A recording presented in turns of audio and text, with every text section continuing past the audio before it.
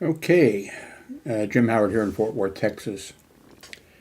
Today's date, it is December 31st of 2022, the last day of 2022. Um, let's see. I made a change from this sound card, which I don't know. SoundBlaster's sound card, they're all confusing to me. That's all over, it's all over my head. It's just, but anyway, I switched to this one, the X4.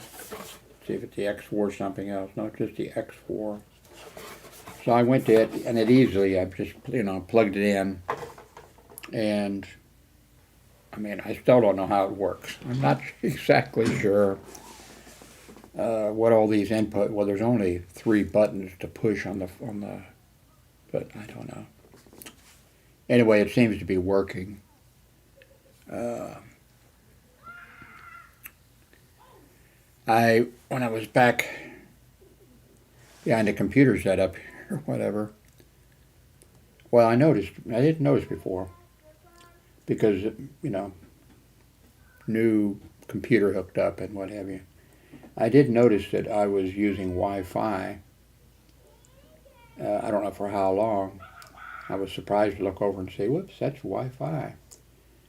And so I went back and wondered why is, because I have a short cable, running from,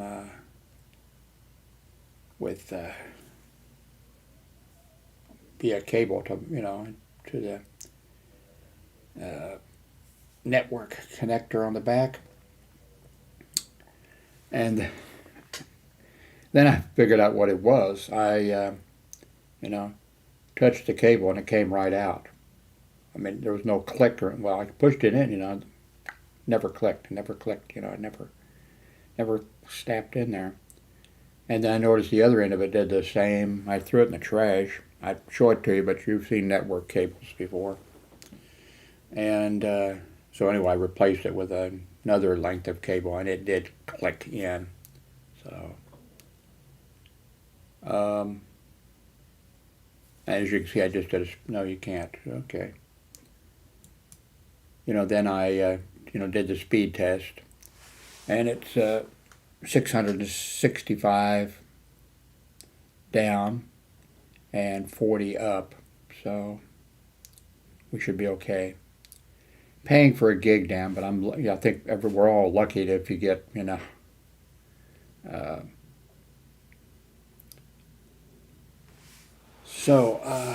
desk is a mess.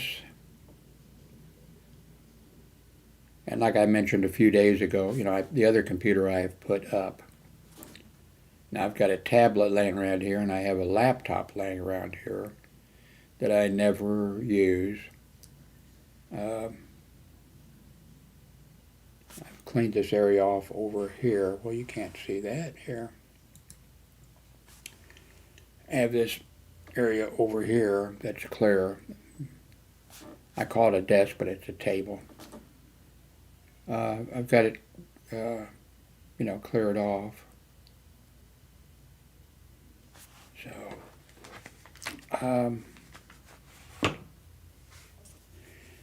I think the download that I made, has a whole bunch of, or else maybe in the past when I hooked this thing up, the SoundBlaster thing, there was multiple instructions. That were that I downloaded. Let's see. Front view, volume control knob,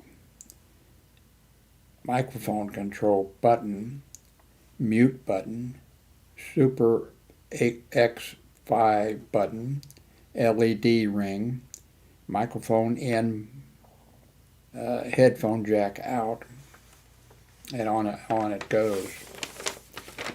And they have so many devices. you know. I don't know, it seems like that they wouldn't have to, seem like they should just be able to, you know, update everything by, you know, a button or a new, you know, a new driver or something, but my God. Anyway, I'll be going to see my doctor. It's for a regular checkup, but I'm going to mention that I've lost a lot of weight, and that when I swallow a pill or something, it seems like it sticks in my throat sometimes for a little bit. And what else? My legs are in bad shape. My feet are in bad shape. When I was at the doctor about a year ago, or was it 6 months ago? I think it was over 6 months. The doctor wanted me to go to some type of, I've never heard of it, something where they wrap your legs or something. And I'll ask about it this time. But it sounded to me like it was going to be something that you go there, I don't know, Monday through Friday or Monday, Wednesday, and Friday for, you know, weeks or something. I just don't, I can't be spending, you know, Uber money for something like that. I'd be broke. I mean, go there once a month or something. My stomach, I can hear growling. I don't know if you can hear it growling or not. I'm also, you know, it shows me with the Elgato Wave 3. Let me drag this over so you can see it. Let me minimize on this desk here and drag this. Wait a minute. No, I don't have to, yeah, I do have to drag this over here. There we go. Now I just have to click it and you can see it. So there you see my Manicam application running. You can see there on the, well, let's see, you can see here the microphone in, the Elgato Wave 3. Here's my choices right now. And of course I can set up a whole bunch, and different sizes. I can set up a whole bunch of things.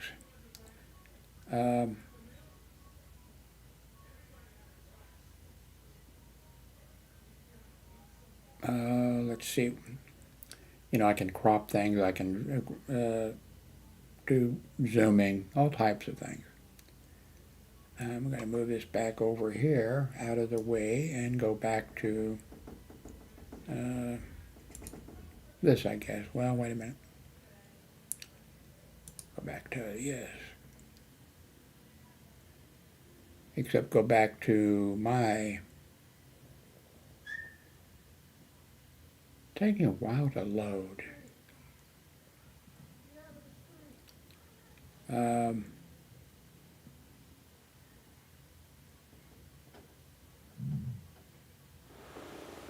Let's see.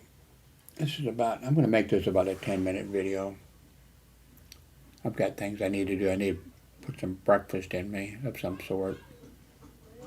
And clean the desk off. And I go to the doctor on the 4th, so I need to make sure I have everything. My insurance company hasn't sent me my card.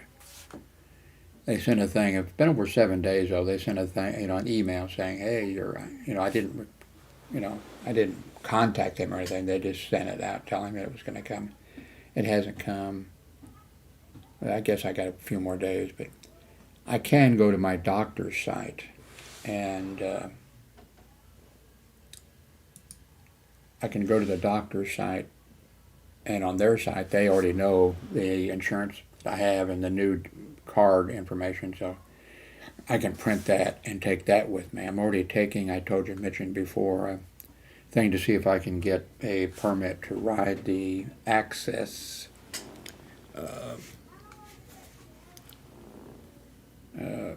Trinity Metro Access. Sounds like a high-speed train or something, but no, it's for us old people and people with handicaps or whatever, you can ride a bus or a cab or something. Well, their bus system, or if their bus system doesn't work, then they have a deal with the cab company. And, you know, their vehicles that they run, of course, are, you know, have a ramp that comes down and the whole thing. It isn't cheaper than catching a bus.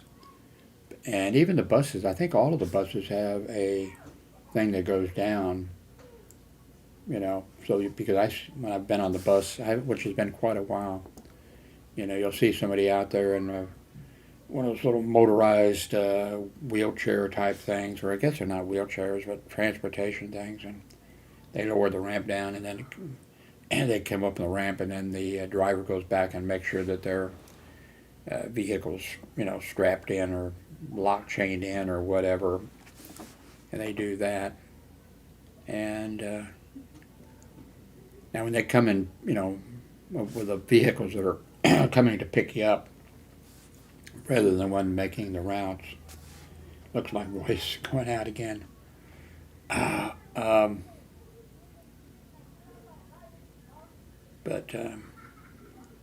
So you don't pay less when they come and pick you up that way, but you know, they come to your door, you know, and they have a ramp that comes down, and you can get in. They, of course, they have buses that go around that pick up a whole bunch of people, you know, and then they take them where they're going. And then they can also use a cab if they need to. The cabs that are, you know, special equipped to handle wheelchairs and things. It was quite a few years ago, I filled out the paperwork, and that's when I was seeing the doctor at the clinic, the medical doctor, I guess, who owns it or whatever. And he had, at that time, I think 3 nurse practitioners, or whatever that's called, you know. And anyway, he turned me down. He said, "No, you don't need it." I'm a lot worse now. I mean, I definitely need it. You know, I needed it then. But in his opinion, I didn't need it. And kind of strange. I mean, but anyway, so I'm going to take this in now and see if I can get the nurse practitioner or whatever they call them. I can't remember. I just say doctor. Except I don't say it in front of, you know, because the doctor might get offended or whatever. You know, I'm the doctor, you know, whatever. But I actually like them better. And then also this doctor, right off the bat when I went to him, he lied to me 2 or 3 times. And I just have a problem with that. You know, he lied to my face. I knew he was lying about things, and I just don't like that. So of course, you know, politically, where do you think I just don't like somebody that's now, you know, I worked at a bunch of different hospitals. I worked for 30 years, actually a little bit over 30 years, hospital security. Sometimes, you know, first hospital about 3.5 years, the next hospital 5 years, and then the next hospital I went to, then I went to another hospital, worked 18 years for them. In the meanwhile, they bought out just about every other hospital in the greater Kansas City area. But anyway, the small hospital that I worked at in my local hometown, that was really neat. I could almost see where I lived from the hospital when I was working. People were local and everything, but I spent 18 years working there, I believe. But anyway, I told a few stories. They were not stories. I was just, you know, we were like family out there at that small hospital, and there's a few times I told them, you know, like they asked one time, "Oh, Jim, where are you going on your vacation?" And I said, "Nudist camp." "Oh, Jim, you and your story." I said, "No, it's called such and such. It's in middle of Kansas. It's Hutchinson, Kansas, and that's where I'm going." "Oh, Jim, you're so funny, you know." I come back with a pretty good tan, and then I think they believe that story. But there's other things. I mean, I haven't, you know, I haven't done anything with my life that would be story quality. You people have watched. A lot of you have watched my videos, but it was research at Belton Hospital. I'd come in, because they didn't have security during the daytime, so I'd come in at night, I'd come in and there might be a new nurse there for a little bit. They had a pretty steady turnover right there. Local people wanted to, work at the hospital in their hometown. But I'd come in, there'd be a young nurse or something, and I'd come in and the other nurse would say, "Jim, this is so-and-so, and she's going to be working out here for a week while so-and-so's on vacation," or something like that. And then that nurse would say, the new nurse that was out there for a week, she'd say, "Yeah, they told me about you. They tell me that you tell stories." Stories meaning, And I said, "No, I don't. If you mean, if I tell something, it's the truth." And so I think I've mentioned already a few of the things that the employees there thought were, made up stories. Remember one, I'm not going to repeat it here, and maybe never repeat it. I'm not going to. Well, I haven't told it on this thing, and I'm not going to. But I told a respiratory therapy guy that he was big into computers. When I went out there at that point, not many people had home computers, they had Atari game machines or stuff like that. But I went out there, and he was a big believer in Apple, and I wasn't a big believer in. I happened to have IBM compatible, computer, Tandy, 1000 or a Tandy 2000. I had two of the 2000s. I had a Tandy, I think the 100, which was their handheld or whatever. Well, I can't remember them all. I had them all. But so him and I, we just got, he came to my house occasionally. We would talk computers and a little bit of politics. In the beginning, it wasn't too bad, but then as things went on, but it was still before Trump, I think. Yeah, it was before Trump. I thought really that we were sort of just having an intellectual little discussion or a debate or whatever. I didn't realize that he really was that right wing and things. And then it came out. Finally, I said, "Roger, you don't really believe such and," and he said, "Yeah, oh." And finally we had to try, okay, no discussion of politics. But I don't know if it was hard for him, but it was hard for me because I would see a news story or something about science or something like that, and I'd say, "Oh, did you see the story about, whatever?" And he would consider it political. And so eventually we just stopped talking. And that's too bad. I mean, because he was big into computers, and he had a bunch of degrees in computers. He was a respiratory therapist, so but he had a bunch of degrees, courses, and things that he had taken in computers. And I was telling him, I said, "Roger, just go get a job at one of these computer places." And he said, "Oh, I don't have such and such a degree." And I said, "Roger, just get a job sweeping the floors. You'll be sweeping the floors. They're going to get to know you. They're going to talk to you. And you're going to be sweeping the floors, and there'll be 5 or 6 of those guys around some computer thing or something. trying to figure out how it works, and then you could just say, try such and such or something like that, and they'd be like, what? The guy that sweeps the floor, and then they would, what? Hey, wait a minute. And then before long, you'd be, but he wouldn't do, they would take a chance. But,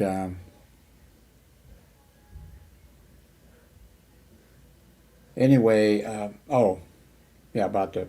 so anyway, also with this respiratory therapy guy, I'm not going to go into details, but I mentioned he told me what another hospital that he had worked at, respiratory therapy, and then I said, so then so-and-so in respiratory therapy. Yeah, and everything. And then I told him something that would be embarrassing to me, I think, and, like, why would I lie about a thing like that, Now, of course, there's a movie out, or was out, Why Would I Lie About It? I think the name of it was Why Would I Lie About a Thing Like That? And it was a cute little movie. I thought I liked it. And so when the nurses started saying, Jim, we don't want to hear another one of your stories, And then if they would question me on and I'd say, why would I lie about a thing like that from that movie, And the guy in that movie, he did lie, and he lied about things that, but he was not a bad person, And, but I thought that was great. So anyway, and I was doing that all the time. That was my standard thing. Why would I lie about a thing like that? But all those things, when I said that, were things that, why would I lie about a thing like that? True, Anyway, one of these nurses had her days off or whatever, then she came in, she said, Jim, I know, I was on, television, I saw the movie, Why Would I Lie About a Thing Like That? And now I knew you were lying to us, making up stories. I don't think they said lied. It was always like, that you made up the stories. I said, no, I don't make up the stories, But she didn't believe me, because she didn't believe me before. But, one thing I will mention, I did tell the story. When I was working down at the main hospital, you switched every 2 hours, and in the patrol car, we had a couple patrol cars and another vehicle of some kind. It varied over time, a Cushman scooter, a postal type of vehicle, things like that. And why did I mention that? I don't know why I mentioned that. Anyway, that was when President Carter was president, when he told people to turn down their, thermostats and things like that, and save. And American people really didn't like that. But okay. For some reason, I said, I worked down at Main Research Hospital. I was out at the patrol car. Now, by the way, of course I'm not a sports fan. I didn't turn the radio on to listen to the World Series or for anything like that. I didn't listen to music. In the wintertime, I had the window rolled down, so I could hear if somebody yelled or hear a crash. I did my job. But I did listen to the Larry King show. If I happened to be in that rotation, the 2 hours that I was out there, he was on the radio before television. I did not like him on television, but on radio I sure did. But he had interviews. Now, if he was interviewing a movie star, or especially a music person or something, I didn't, But when it was interviewing a politician, I listened to Larry King. But anyway, he had this lady on who wrote a book, Classified Love. And it was about people who, meet somebody through a classified ad or something like that. And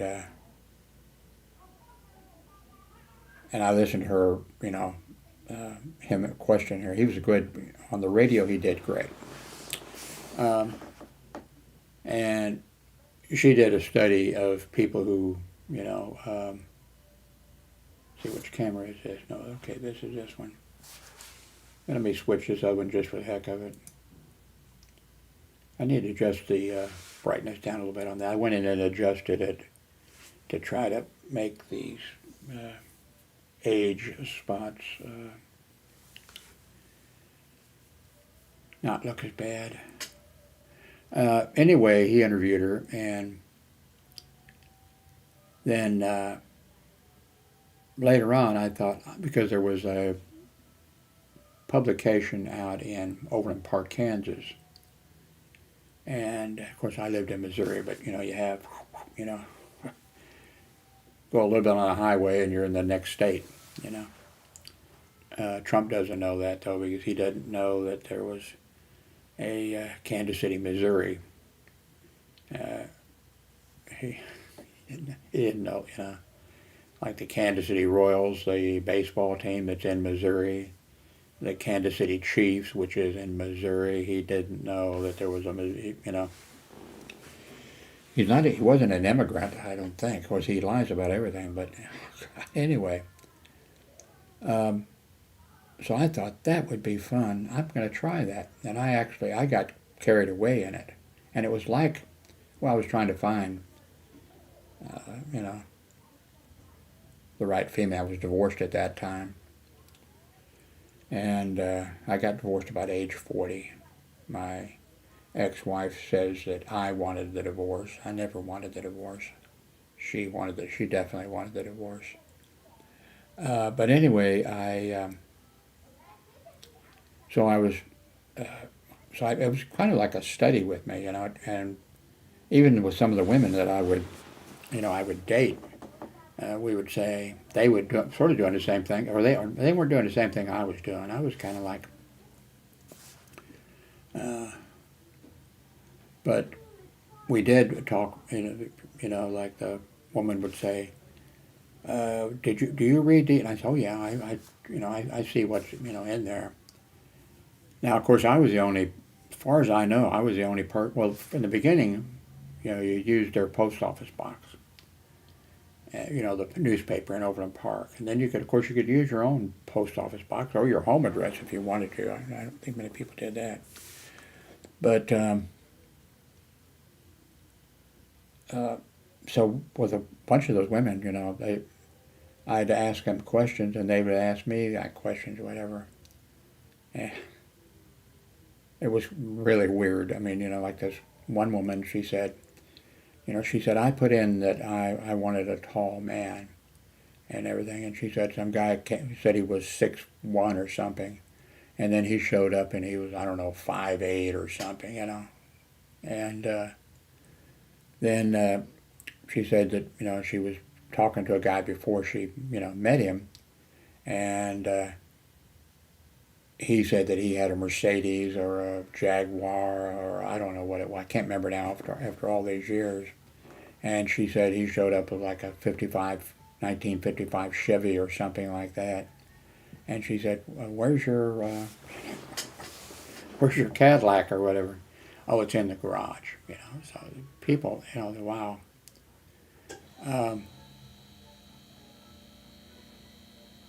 But it was interesting. Anyway, also that was during the time when Carter was president, and they were encouraging people to, cut back on electric use or whatever. And one of the women I dated lived in the Plaza area, if you're not familiar with Kansas City, but kind of a upscale place. And so I went over there to pick her up and take her out to eat, whatever. And she had her house almost all closed off, with plastic stuff to block it off to save on energy, not having to heat the entire place, because it was just her. And so, we met a few times, and I did not have intercourse with her, by the way. She didn't seem like she was really interested in that much, and But I did feel her breast, and I told her several times, I just love your breast. They are just great. You got the greatest breasts there are. And then finally she said, Jim, it kind of bothers me that you say that. And I said, oh, I'm sorry. And she said, well, I've had a breast implant. And I said, oh, okay, I'm sorry, and everything. And so I did tell that when I was telling my story. I mentioned that lady because I thought that was interesting, And of course the nurses I was telling it to, like, Jim, your stories, we don't want to hear your stories. Well, they heard some good ones from me, really, in a way. But they didn't believe them. But years later, because I worked there 9 years at that small hospital with those people, finally one night I heard the two nurses talking to each other. I mean, I wasn't over, I was there all the time, just about in the emergency. I made my rounds, small hospital, but I needed to be in the emergency room. I had to check the medical building too and stuff like you go out, but still, But they were talking, and I wasn't eavesdropping or anything like that. And then they were both talking about that they had breast implants to each other. I didn't say anything, and I thought, oh my God, maybe that was inappropriate for me to, I don't think it was inappropriate for me before to say something, but maybe if I had known that they, it never occurred to me, because especially one was an older nurse, and I became very fond of her, and in the beginning she didn't like police, and she didn't like security. She definitely didn't like police, and the local police didn't like her because some young man would come in, handcuffed or whatever, and she'd go over, she'd put him on the cart or whatever, and then she'd go over and say, honey, did those police hurt you, or stuff like that. Then there was the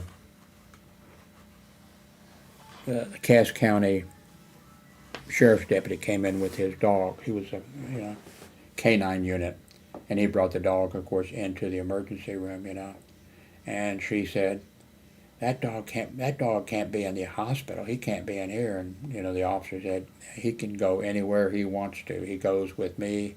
When I go in someplace, he goes in someplace. And so it was stuff like that she did. But and in the beginning, it didn't look good for us being like friends. But after a little bit, she saw, she learned to accept me, whatever, And funny little story, I've told this story before. I've got it hanging up. I could actually show it to you. Maybe next time I'll wear it. It's really quite old, and it's held up because I haven't worn it very much. I just wore it for very special occasions. She handmade the, stop, don't touch the mouse, I'm going to go get that shirt.